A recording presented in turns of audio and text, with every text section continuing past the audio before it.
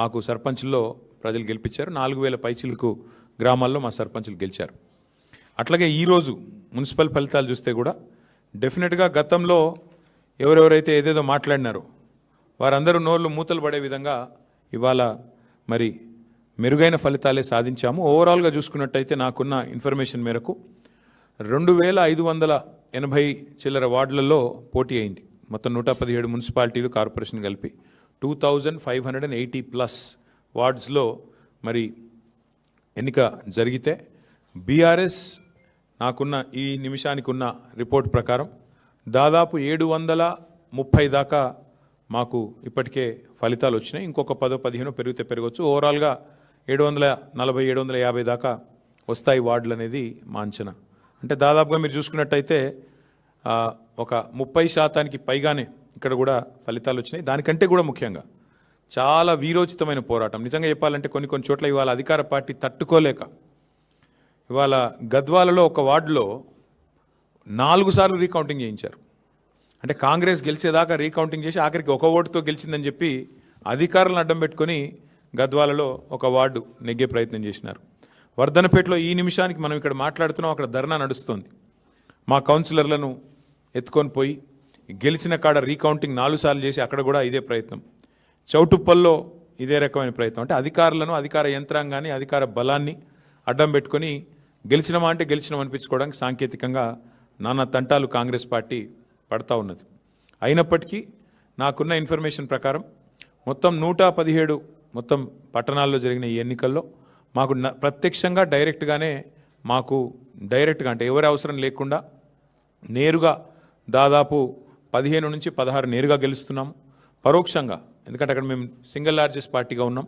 అక్కడ కూడా ఇంకో దాదాపు 10-15 చోట్ల అవకాశాలు ఉన్నట్టుగా నాకు సమాచారం ఉంది. చూద్దాం మరి ఇప్పుడు అల్టిమేట్గా 16 తారీఖు నాడు అన్ని విషయాలు తెలుస్తాయి. అయితే ఇక్కడ ఒక్క విషయం మాత్రం చెప్పాలి. నిన్ననే మా శ్రీనివాస్ యాదవ్ గారు నిన్ననే చెప్పారు, 2020లో ఆనాడు మున్సిపల్ ఎన్నికలు జరిగితే మొత్తం 130 మేయర్లకు, చైర్పర్సన్లకు ఆ రోజు మున్సిపల్ ఎన్నికలు జరిగినాయి. టీఆర్ఎస్ పార్టీ ఆ రోజు డైరెక్ట్గా 122 టీఆర్ఎస్ గెలిస్తే మున్సిపాలిటీలు, అదేవిధంగా కార్పొరేషన్లు, కాంగ్రెస్ 4 గెలిచింది, బీజేపీ 2 గెలిచింది, ఎంఐఎం 2 గెలిచింది. ఇది ఆ రోజు లెక్క 2020. మరి ఈరోజు ఇప్పుడే నేను మేము ముందు పెడుతున్న లెక్క చూస్తే ప్రత్యక్షంగా డైరెక్ట్గా మేము ఇప్పుడు 15 పైన గెలవబోతూ ఉన్నాము. దాంతోపాటు పరోక్షంగా అంటే మేము సింగిల్ లార్జెస్ట్ పార్టీగా ఉన్న కాడ మరి దాదాపు మరో 10-15 చోట్ల మాకు చాయిస్ ఉంది, అవకాశం ఉంది. కాబట్టి ఓవరాల్గా చూసుకుంటే 117లో డెఫినెట్గా మంచి ఫలితాలు వచ్చినట్టుగానే మేము భావిస్తూ ఉన్నాం. అయితే సరే, ఇక డబ్బు, మద్యము, అధికార యంత్రాంగ దుర్వినియోగము ఇవన్నీ కూడా తారాస్థాయికి చేరినాయి. చూస్తూ ఉన్నారు, మీరు కూడా చూస్తున్నారు. ఇప్పుడు మీరు కూడా టీవీలలో మీరు కూడా స్క్రోలింగ్లు ఇచ్చారు, మీరు కూడా వీడియోలు ఇచ్చారు. చాలా చోట్ల మరి పెద్ద ఎత్తున విస్తృతంగా అధికార దుర్వినియోగం కూడా జరిగింది. అయినప్పటికీ ఓటర్లు మాత్రం భయపడకుండా బయటకు వచ్చి ఓటేసినందుకు వారికి కూడా మేము ధన్యవాదాలు చెప్తా ఉన్నాం. సరే, అక్రమాల ద్వారా ఇక మొదలుపెట్టినారు ఆల్రెడీ. బేరాలు, బేరసారాలు, ఎత్తుకుపోవడాలు, పోలీసులను పంపించి బెదిరించడాలు ఇవన్నీ మొదలైనవి ఆల్రెడీ రాష్ట్ర వ్యాప్తంగా. ఎట్లా గెలిచిన దాన్ని, మా దగ్గర గెలిచిన దాన్ని కూడా లాక్కునే ప్రయత్నం కూడా చేస్తూ ఉన్నారు. అయినా కూడా పర్వాలేదు, కొట్లాడతాం. అయితే మాకు సంతోషకరమైన విషయం ఏమంటే సింగరేణిలో జరుగుతున్న బొగ్గు కుంభకోణం ఏదైతే ముఖ్యమంత్రి గారి బావమరిది కీలక పాత్రధారిగా, ముఖ్యమంత్రి బావమరిదే కింగ్ పిన్గా సింగరేణిలో ఏదైతే 6,000 కోట్ల కుంభకోణాలు చేసినారని మేము బయట పెట్టినామో, దాని తర్వాత మాతో పాటు CPI, communist party of India కలిసి వచ్చి మాకు చెన్నూరు నియోజకవర్గంలో క్యాతన్పల్లి మున్సిపాలిటీలో మాతో పాటు కలిసి ప్రచారంలో పాల్గొనడమే కాకుండా సీతారాములు గారు ఈరోజు ఆ మున్సిపాలిటీ కూడా మేము గెలుచుకున్నాం. అంటే సింగరేణి ప్రాంతంలో, సింగరేణిలో జరుగుతున్న దోపిడీ ఏదైతే ఉన్నదో, ఈ దోపిడీలో ముఖ్యంగా కాంగ్రెస్, బీజేపీ కలిసి పనిచేస్తూ ఉన్నాయి. కాబట్టి వారిని నిరోధించడానికి సిపిఐ కలిసి వస్తే వారిని కూడా కలుపుకున్నాం.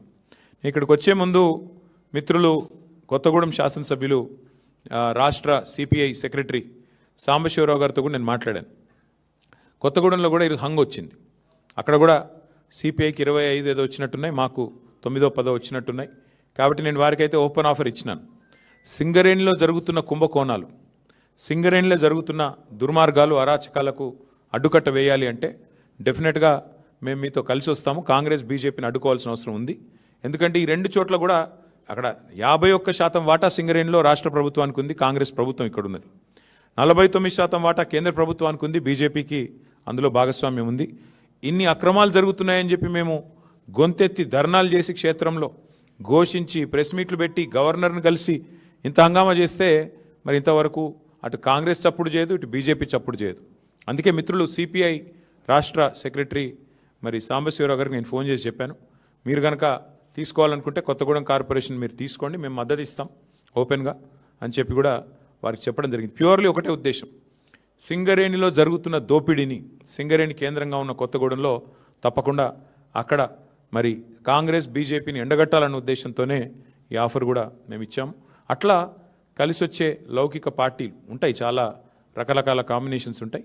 ఇవన్నీ కూడా చూసిన తర్వాత మేమైతే డెఫినెట్గా గట్టిగా పోరాడినాము, గట్టిగా క్షేత్రస్థాయిలో మా నాయకులు మా కార్యకర్తలు కూడా బలంగా కొట్లాడారు. మంచి భవిష్యత్తు ఉంది అనడానికి. అట్లాగే ఈరోజు మరి ప్రధాన ప్రత్యామ్నాయం ప్రధాన ప్రతిపక్షమే. ఈ రాష్ట్రంలో కాంగ్రెస్తో పోరాడగలిగిన శక్తి, కాంగ్రెస్ను గద్దెదించే శక్తి, బీజేపీని నిరోధించే శక్తి ఖచ్చితంగా బీఆర్ఎస్కు మాత్రమే ఉంది అని మొన్న పల్లెల్లో జరిగిన ఎన్నికలు, ఇవాళ పట్టణంలో జరిగిన ఎన్నికలు తేల్చి చెప్పాయి. పల్లెల్లో 4000 పైచిలకు సర్పంచులు గెలిపించారు ప్రజలు.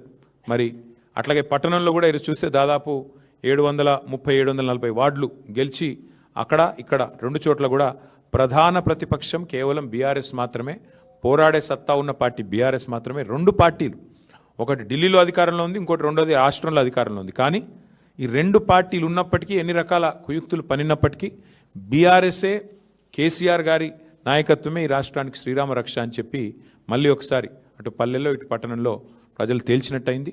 మరి ఇదే ఉత్సాహంతో రేపు హైదరాబాద్ కార్పొరేషన్ కానీ, మిగతా కార్పొరేషన్ వరంగల్, ఖమ్మం కానీ, అట్లాగే జిల్లా పరిషత్ ఎన్నికలు పెడితే వాటిలో కానీ ఇదే ఉత్సాహంతో ముందుకు పోతాం. డెఫినెట్గా ఎక్కడెక్కడైతే ఈ దుర్మార్గాలు అరాచకాలు జరిగినాయో వీటిని వదిలిపెట్టం. అవసరమైతే వాటి మీద న్యాయ పోరాటం చేయడం, వాటి మీద ఇంకా ఎట్లాంటి వ్యూహాలు అవలంబించాలో అవన్నీ కూడా పార్టీలో చర్చించి నిర్ణయం తీసుకుంటాం. కానీ మళ్ళొకసారి మా కార్యకర్తలకి, నాయకులకి, మాకు సపోర్ట్ చేసిన ప్రజలకి, మాకు ఓటేసిన ప్రజలకి చాలా స్వల్పమైన తేడాతో ఓడిపోయాం. కొన్ని చోట్ల 1 ఓటుతో, అర ఓటుతో ఇట్లా రకరకాలుగా జరిగినాయి. అక్కడ కూడా ఓడిపోయిన వాళ్ళు కూడా ఎవరు నిరాశ పడవద్దని, బేజారు కావద్దని చెప్పి కూడా వారికి కూడా విజ్ఞప్తి చేస్తూ మీకు కూడా మళ్ళొకసారి ధన్యవాదాలు.